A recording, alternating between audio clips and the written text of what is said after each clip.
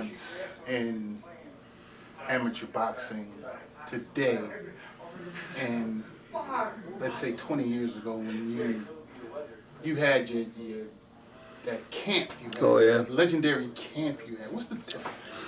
I don't know, you hate to say that because every generation is different. And I've had like 5 of them now. I think some reason the 2000 group, 2003, they were just tough kids. I mean, that's what they came to the gym to do. They wanted to fight.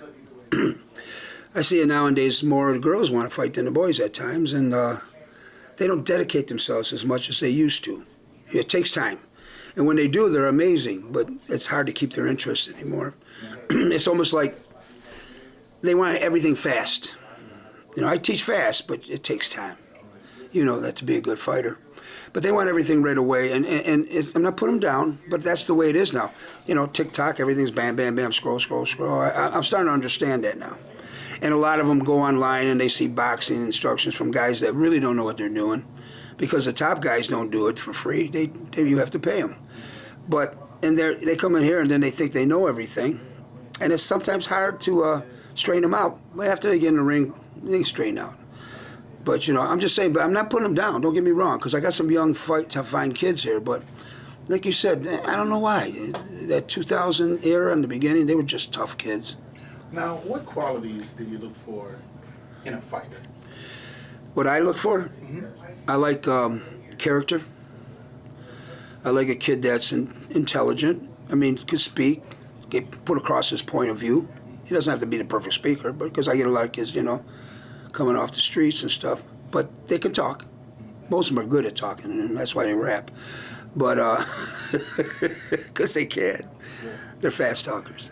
But strengths, family ties. I try to find out what their family life's like, because that affects them mentally. And in the days now, we have a lot more separation in families where the fathers and mothers aren't together. Even my own at one point, But the mothers are looking for someone to help them, a man figure to help them. And I guess that's me now, And it's like, that's why I'm always here. Positive male role model. It's very important. But those things are, like I said, character, strength, and then as a boxer, coaching ability to listen and learn, speed, power. They're not going to be perfect right away. Even my fighter Mo is going to be a great little fighter, but he's got a lot to learn. Defense, but he believes he knows everything, like they all do, the young men, 17 and 18, and he proves it in the ring. But remember, May he goes into the open class men, turns 18. It's a different division. He's going to be fighting men 25, 26 at the peak of their strength. And I try to teach him that. You can beat them, but you got to learn your defense. You don't go far in this business without a good defense. It's just the way it is. Now, what qualities makes a good coach? Any coach that spends time with these kids, to me, is an amazing person, amazing coach. Because you got to really love what you do, because you're not really making a lot of money at this. Even me, through the years, you make enough to live, and I'm happy. But the ones that make it, of course, are the guys that may have the top pros, and they bless them.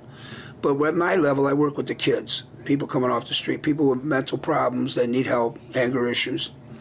To be a good coach, you almost got to be a man who can wear a lot of hats.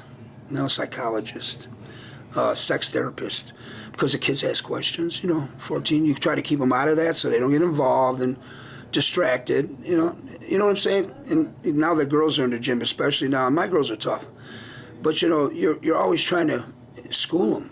That's funny about that, because I was a bad kid when I was a kid growing up, always fighting. I remember the old ladies used to say to my mother, "That boy's going to be in jail."